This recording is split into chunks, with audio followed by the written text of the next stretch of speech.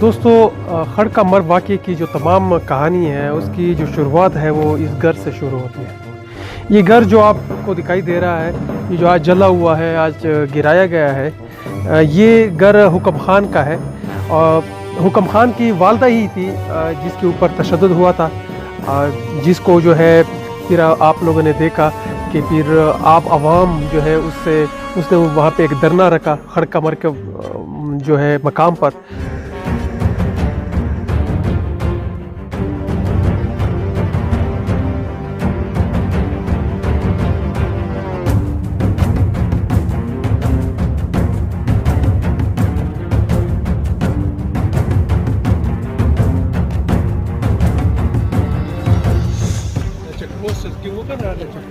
هذا دي درو ترشوي دا چې دوی نه د خپل دوی نه کنه دا کیسه درنا مستوى نو دا غوړ باندې دی د فایرینګ شي کړو.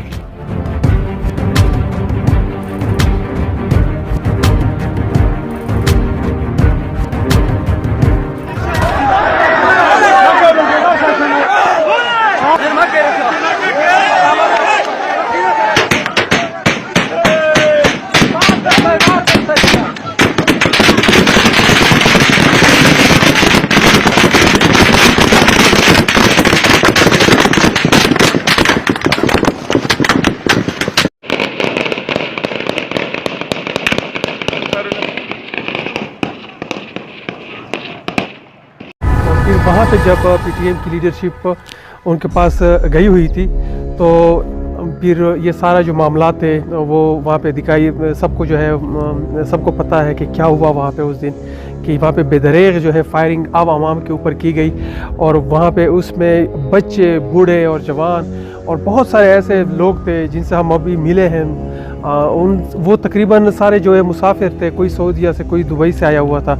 लेकिन क्योंकि ये वाक़या बहुत दर्दनाक था कि एक खातून के ऊपर बहुत तशद्दुद हुआ था, इस वजह से जो है ये लोग में एक इश्तियाल पाया जाता था। उन्होंने कहा कि ये तो बहुत ही इंतहाई नारवा सलूक जो है यहाँ पे किया जा रहा है कि अब हमारे मर्दों के अलावा ख़वातीन के ऊपर जो है वो हाथ डाला जा रहा है। तो वो इसी वजह से वहाँ पे पुरअमन धरना दिए बैठे हुए थे। लेकिन हमने फिर देखा कि उसके कुछ दिन पहले आसिफ गफूर साहब कहते हैं कि PTM टाइम इज़ ओवर, कि PTM का वक्त ख़त्म हुआ चाहता है।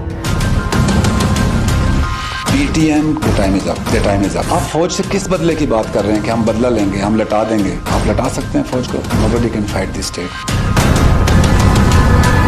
देखिए PTM एक सोच है, एक सिर्फ चंद अफराद का कोई मजबूरा नहीं है कि भाई इन लोगों को आप ख़त्म कर दो, इनके ऊपर कोई जुल्म कर दो तो PTM ख़त्म हो जाएगा।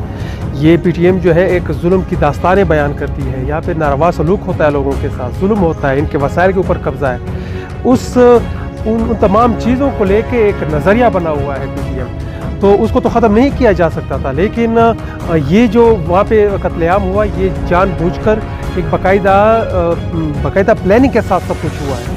वरना तो अगर वो सिर्फ लोगों को डराना चाहते थे तो हवाई फायरिंग कर सकते थे। अगर वहाँ पे उन लोगों को देखा कि एक खातून के ऊपर जो है यहाँ पे फायरिंग हुई है और यानी उसके ऊपर तशद्दुद हुआ है, तो वो अपना जगह भी खाली कर सकते थे, लेकिन उन्होंने कुछ भी नहीं किया, बल्कि वहाँ पे मुज़ाहमत लोगों के साथ कर रहे थे।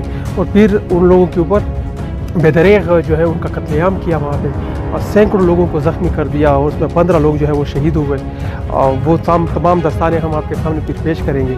लेकिन एक चीज़ जो सबसे ज़्यादा पॉइंट और नोट करने वाली चीज़ है वो ये है कि हुक्म खान कि जिसको यानी कुछ महीने पहले उसको यानी उस वाक़े से पहले उठाया गया था बाकायदा, और फिर कुछ महीनों बाद उसे रिहा कर दिया गया।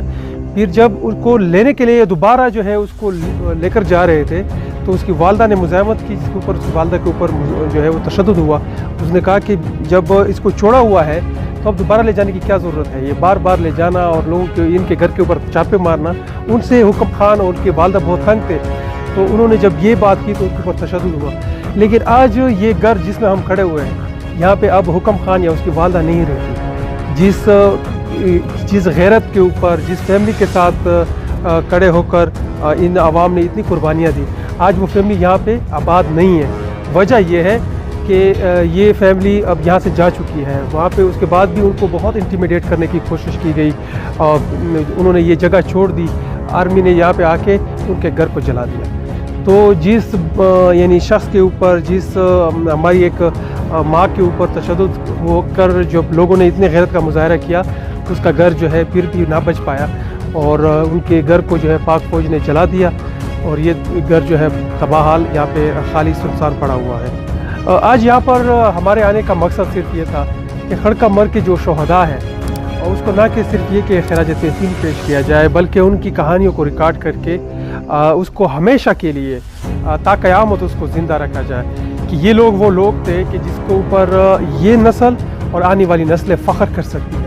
آج کے دور میں بھی الحمدللہ ہماری زمین میں ایسے بیٹے موجود ہیں ہمارے کہ جنہوں نے ایک ماں کے اوپر تشدد ہوا، ایک خاتون کے اوپر تشدد ہوا، اس کے خلاف 15 جانیں دی، 15 جانیں نچھاور کر دی اور سینکڑوں لوگ جو ہے اس میں زخمی ہوئے۔ تو آج بھی اس تاریخ کو دہرانے کے لیے جو ہے یہاں پہ لوگ موجود ہیں۔ تو یہ بہت بڑی جو ہے بہت بڑا واقعہ ہے اور اس کو ہمیں کبھی بھی فراموش نہیں کرنا چاہیے، کبھی اس کو کسی غلط طرف نہیں لے کر جانا چاہیے، بلکہ یہ ہماری جو قربانیاں ہیں لوگوں کی، اس میں ایک ایک شخص کو ہمیں یاد رکھنا چاہیے۔ اس کی کہانیوں کو ہم نے آج ریکارڈ کیا، وہ الحمدللہ کوئی نامعلوم لوگ نہیں رہیں گے تاریخ میں، وہ ہمیشہ کے لیے امر ہو جائیں گے، ہمیشہ کے لیے زندہ ہو جائیں گے۔ اس کا صرف مقصد یہ بھی نہیں ہے کہ انہوں نے صرف یعنی یہ بہت بڑے غیرت کا مظاہرہ کیا، بہت زیادہ جو ہے ایک انسانیت کا مظاہرہ کیا، بلکہ لوگوں کی ایک باقاعدہ ایک مصمم ارادہ ہے کہ یہاں پہ جو چیک پوسٹیں ہیں، ان چیک پوسٹوں کے اوپر کوئی دہشت گرد نہیں پکڑا جاتا، ان کے اوپر کوئی جو ہے ایسی چیز کی روک تھام نہیں ہوتی، بلکہ یہاں پہ صرف لوگوں کی موبیلٹی کو روکنے کی کوشش کی جاتی ہے، یہاں پہ لوگوں کی ٹائم ضائع کرنے کی، ان کو جو ہے ذلیل کرنے کی جو ہے وہ کوشش وہاں پہ ہوتی ہے، اور اس کے علاوہ لوگوں کو یہاں پہ بے جائے جو ہے وہاں پہ تنگ کیا جاتا ہے۔ ان چیک پوسٹوں کے اوپر ہم آپ کو وہ چیک پوسٹ بھی دکھائیں گے کہ جہاں پہ یہ واقعہ ہوا، پھر یعنی 1 کلومیٹر کا ایک فاصلہ ہم آپ کو دکھائیں گے کہ دیکھیں کہ ایک ایک گھر کے سامنے جو ہے انہوں نے مورچہ بنایا ہوا ہے، اور پھر ہم یہ بھی آپ کو بتائیں گے کہ ان چیک پوسٹوں کا مطلب کہیں یہ تو نہیں ہے کہ لوگوں کو اتنے ذہنی تناؤ میں رکھا جائے کہ تاکہ جب ان کے زمینوں سے کوئی وسائل لے کر جائے تو وہ ان کا پوچھنے والا بھی کوئی نہ ہو، وہ اپنی عزت اور جان اور آبرو کے بچانے کی جو ہے تک و دو میں ہو۔